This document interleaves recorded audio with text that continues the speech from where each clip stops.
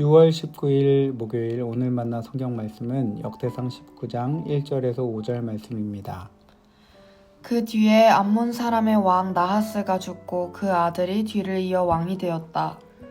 다윗은 한운의 아버지 나하스가 나에게 은혜를 베풀었으니 나도 나하스의 아들 한운에게 은혜를 베풀어야겠다 하고 말하며 신하들을 보내어 고인에게 조의를 표하게 하였다. 그래서 다윗의 신하들이 한운을 조문하러 암몬 사람의 땅에 이르렀다. 그러나 암몬 사람의 대신들이 한운에게 말하였다. 다윗이 임금님께 조문 사절을 보낸 것이 임금님의 부친을 존경하기 때문이라고 생각하십니까? 오히려 이 땅을 두루 살펴서 함락시키려고 그의 신하들이 정탐하러 온 것이 아닙니까? 그래서 한운은 다윗의 신하들을 붙잡아 그들의 수염을 깎고 입은 옷 가운데를 도려내어 양쪽 엉덩이가 드러나게 해서 돌려보냈다.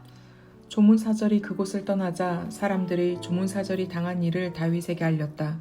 조문사절이 너무나도 수치스러운 일을 당하였으므로 다윗 왕은 사람을 보내어 그들을 맞으며 수염이 다시 자랄 때까지 여리고에 머물러 있다가 수염이 다 자란 다음에 돌아오라고 하였다. 아멘. 오늘 만나러 만나주시는 하나님을 기대합니다. 오늘 우리가 읽은 역대상 19장에는 다윗과 암몬 족속 사이의 전쟁이 기록되어 있습니다. 표면적으로 보면 민족과 민족 사이의 전쟁 이야기이지만 다른 관점에서 저변을 살펴보면 극명하게 대조되는 두 부류의 관계 방식이 등장하고 있는 것을 알 수 있습니다. 첫 번째 부류는 다윗으로 대표되는 관계 방식입니다. 다윗은 암몬 족속의 왕 나하스의 장례식에 조문단을 파견합니다. 본문의 기록에 의하면 그 이유가 과거에 나하스가 자신에게 은혜를 베풀었기 때문이라고 말합니다. 그렇게 자신도 그 아들 한운에게 합당한 마음을 표현해야 한다고 생각하며 조문단을 정식으로 파견했다는 것이죠. 이 장면에서 드러나는 다윗의 관계 방식이 있습니다. 사실 같은 시기의 역사를 서술하고 있는 사무엘서를 찾아보아도 정확히 다윗이 나하스에게 어떤 은혜를 받았는지의 기록은 명확하게 나와 있지 않습니다. 그만큼 어쩌면 쉽게 스쳐 지나갈 수 있는 사소하고 작은 호의였을지 모르겠습니다. 그러나 다윗은 자신이 과거에 받았던 소소한 은혜도 쉬이 넘기지 않고 마음속에 담아두고 필요한 순간에 그에 합당한 마음을 표현하는 사람이었습니다. 그렇게 주어진 상황과 관계 속에서 은혜를 누리고 나누는 사람, 따스함으로 관계를 이어나가는 사람의 모습을 보여주는 것이죠. 그런데 이와는 전혀 대조되는 두 번째 부류가 등장하는데요. 바로 나하스의 아들 한운과 그의 신하들이었습니다. 이들은 다윗의 조문단을 두고 이렇게 반응합니다. 3절 말씀입니다. 그러나 암몬 사람의 대신들이 한운에게 말하였다. 다윗이 임금님께 조문사절을 보낸 것이 임금님의 부친을 존경하기 때문이라고 생각하십니까? 오히려 이 땅을 두루 살펴서 함락시키려고 그의 신하들이 정탐하러 온 것이 아닙니까?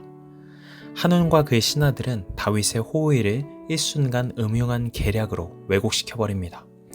그들이 관계를 대하는 중심에는 불신과 두려움이 있습니다. 상대방의 호의를 믿지 못하는 마음과 실체가 없는 두려움이 합쳐져서 결국은 타인을 적대하는 선택을 하게 되죠.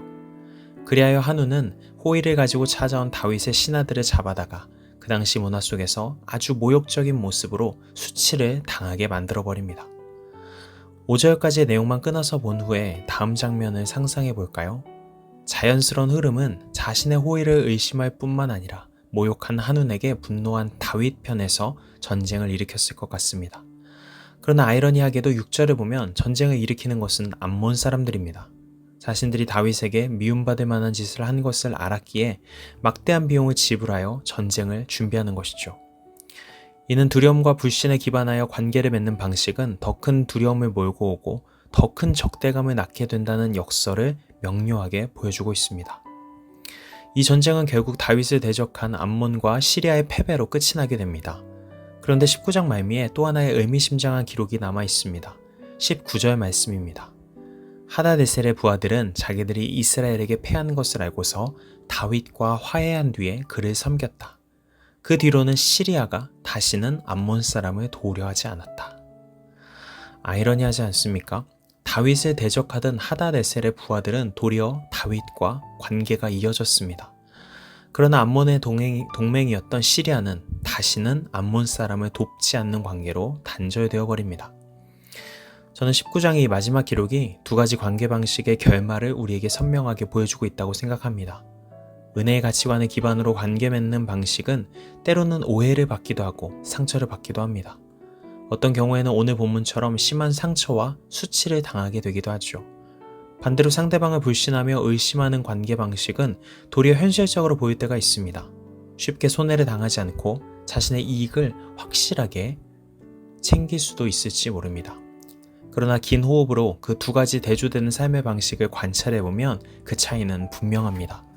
작은 은혜를 기억하고 주어진 관계와 상황 속에서 또 다른 은혜의 씨앗을 심어나갔던 다윗의 길에는 계속해서 함께하는 동역자들이라는 열매가 맺어집니다. 더 큰 연대와 평화, 사랑의 하나됨이 아름답게 뽑히게 되는 것이죠. 반대로 만나는 관계 속에서 의심과 불신이라는 씨앗을 심어나갔던 한우는 더 큰 두려움이 열매 맺게 됩니다. 그래야 모든 관계가 단절되고 왜곡되며 결국은 고립되는 삶의 길이 이어지게 됩니다. 역대상 19장의 이야기는 대조되는 두 삶의 방식을 우리에게 보여주며 질문하는 듯합니다. 당신은 하나님의 백성으로서 오늘 어떤 관계를 맺으며 살아갈 것인가? 은혜의 가치관을 긍정하며 긍휼과 사랑의 씨앗을 심으며 살아갈 것인가? 아니면 근거 없는 불신과 두려움에 사로잡혀 의심과 적대의 씨앗을 심으며 살아갈 것인가? 이렇게 말입니다. 사랑하는 성도 여러분, 여러분은 오늘 말씀의 질문 앞에서 어떤 답으로 살아가시겠습니까? 우리 모두가 놓여진 관계와 상황들은 저마다 다르고 복잡하겠지만 그 모든 상황 속에서 은혜를 기억하고 은혜를 나누며 사랑을 선택해가는 우리 모두가 되면 좋겠습니다. 그런 우리의 걸음 위에 하나님께서 동역자라는 선물을 사랑으로 이어져가는 공동체라는 선물을 허락하시리라 믿습니다. 기도하시겠습니다. 하나님을 믿는 자녀로서 지혜롭게 관계 맺으며 살아가는 것이 참 어렵습니다. 잘해보고 싶은 마음은 가득하지만 어느새 또 상처받을까 두려워 움츠러들고 있는 우리들의 모습을 발견하게 됩니다. 주님, 그럼에도 부디 사랑을 택할 수 있는 용기를 허락하여 주시옵소서. 실체가 없는 두려움과 미움에 함몰되지 않도록 우리를 지켜주시고 우리의 걸음마다 주님이 보여주신 사랑의 삶의 방식을 택한 흔적들이 아름답게 새겨지게 인도하여 주시옵소서. 예수님의 이름으로 기도드립니다. 아멘.